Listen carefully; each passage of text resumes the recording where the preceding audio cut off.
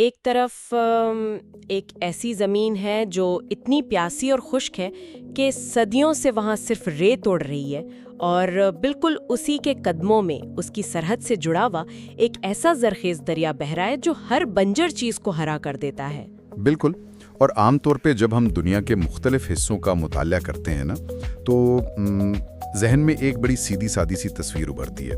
یعنی اگر کوئی پہاڑی علاقہ ہے تو بس ہر طرف وادیاں اور برف باری ہوگی، ہاں، یا اگر کوئی ساحلی مقام ہے تو صرف سمندر اور ہوائیں۔ انسان کے ذہن کو نا چیزوں کو ایک ایک کھانے میں بانٹ کر دیکھنے کی عادت ہے، کیونکہ اس سے ایک ذہنی سکون ملتا ہے۔ صحیح کہا آپ نے۔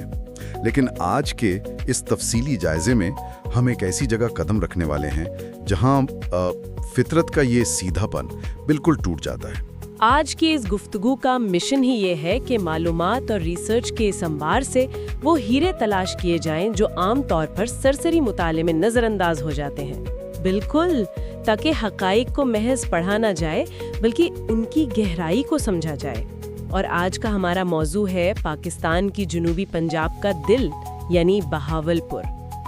ایک ایسا شہر جس نے انتہائی بے رحم صحرا اور ایک زندگی بخش دریا کے درمیان اپنا وجود قائم کیا۔ اس سارے منظرنامے کو اگر ہم تھوڑا وسیع تناظر میں دیکھیں تو یہ محض ایک شہر کی تاریخ یا اس کی جغرافیہ کا بیان نہیں ہے۔ یہ دراصل انسان اور فطرت کے درمیان ہونے والی بقا، مطابقت اور ذہانت کی ایک بہت ہی غیر معمولی کہانی ہے۔ یعنی یہ ایک طرح کی لیبارٹری ہے۔ بالکل، بہاولپور اس بات کی ایک زندہ لیبارٹری ہے کہ سخت ترین ماحولیاتی حالات کس طرح انسان کی تہذیب، اس کے فن تعمیر اور ثقافت کو ایک بالکل نئی شکل دیتے ہیں۔ تو چلیں سب سے پہلے اس لیبارٹری کے جغرافیائی کو ہی سمجھتے ہیں، کیونکہ ظاہر ہے کسی بھی خطے کی تقدیر کا فیصلہ اس کا جغرافیہ ہی کرتا ہے۔ ریسرچ پر اگر غور کریں تو جو سب سے پہلی اور طاقتور تصویر ابھرتی ہے وہ چولستان کے صحرا کی ہے۔ ہاں، جسے مقامی زبان میں روہی بھی کہا جاتا ہے۔ اور یاد رہے کہ یہ کوئی عام ریتیلا میدان نہیں ہے، یہ ایک انتہائی متحرک خطہ ہے۔ متحرک سے آپ کی کیا مراد ہے؟ یعنی ریت کے ٹیلے جگہ بدلتے ہیں؟ جی بالکل، ہوا کے دوش پر یہ ریت کے ٹیلے روزانہ اپنا مقام بدلتے ہیں۔ صدیوں سے تجارتی قافلے اس صحرا سے گزرتے آئے۔ اچھا، مجھے ہمیشہ اس بات پر حیرت ہوتی ہے کہ ایک ایسی جگہ جہاں کوئی بھی راستہ، کوئی بھی پگڈنڈی مستقل نہیں ہے، وہاں انسانوں نے سفر اور تجارت کو کیسے ممکن بنایا ہوگا؟ یہ بہت دلچسپ سوال ہے۔ اس کی بڑی وجہ دراصل انسان کی اپنے ماحول کو پڑھنے کی صلاحیت ہے۔ صحرا کے اس بادی کٹاؤں یعنی ہوا سے اڑتی ریت کی وجہ سے جب راستے مٹ جاتے تھے نا، تو ان قافلوں نے زمین کے بجائے آسمان کو اپنا نقشہ بنا لیا۔ یعنی ستاروں کی مدد سے؟ بالکل، وہ ستاروں کی چال اور ہوا کے رخ سے اپنی سمت کا تعین کرتے تھے۔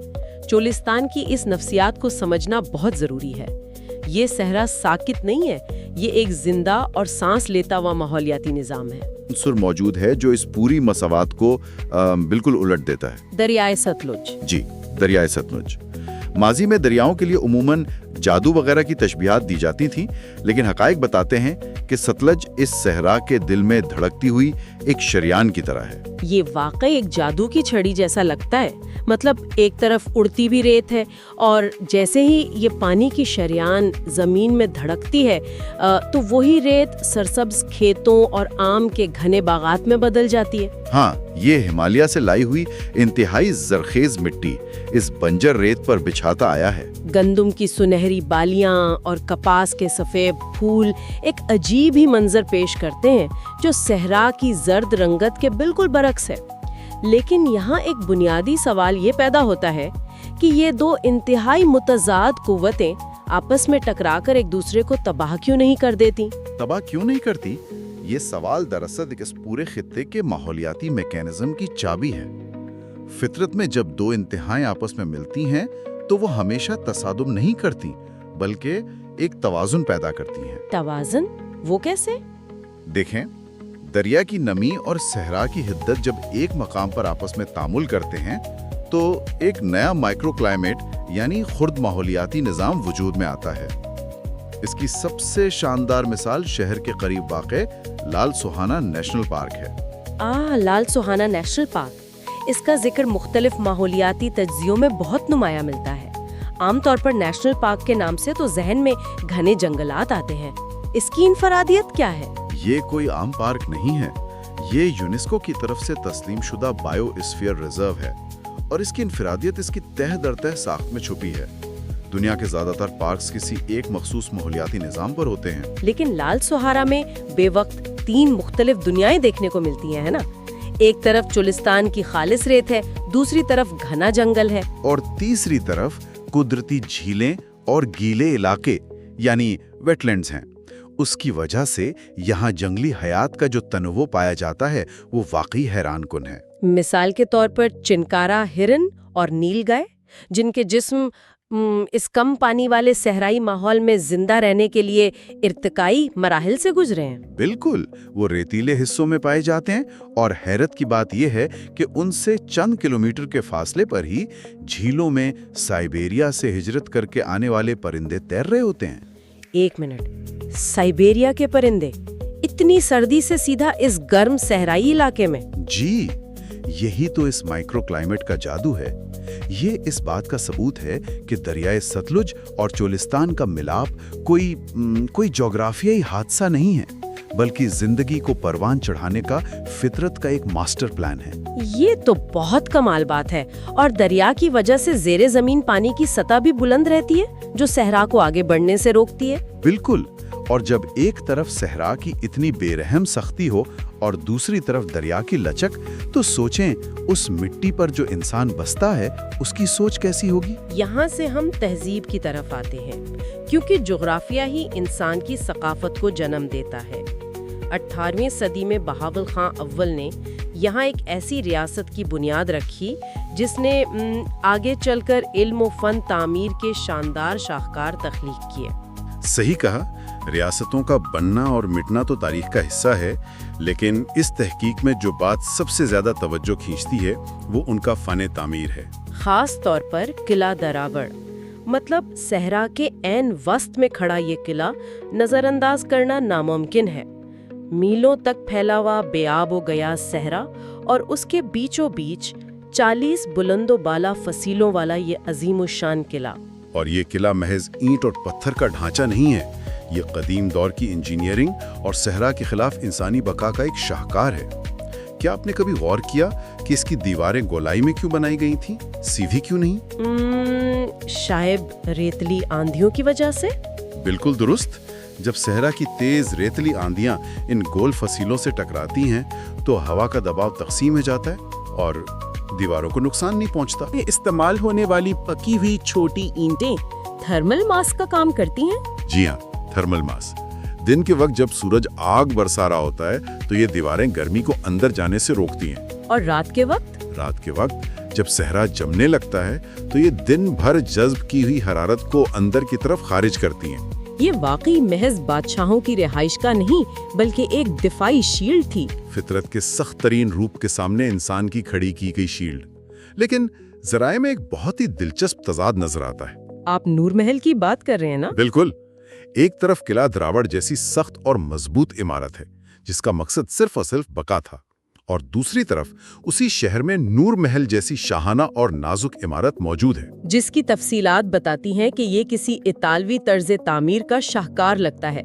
بلند گنبد، شاندار محرابیں اور وسیع باغات۔ ذہن میں سوال آتا ہے کہ یہ دو بالکل مختلف ذہنیتیں ایک ہی خطے میں کیسے پروان چڑھیں؟ یہ تضاد دراصل انسانی تہذیب کی ترقی اور اس کے ارتقاء کا سب سے واضح ثبوت ہے۔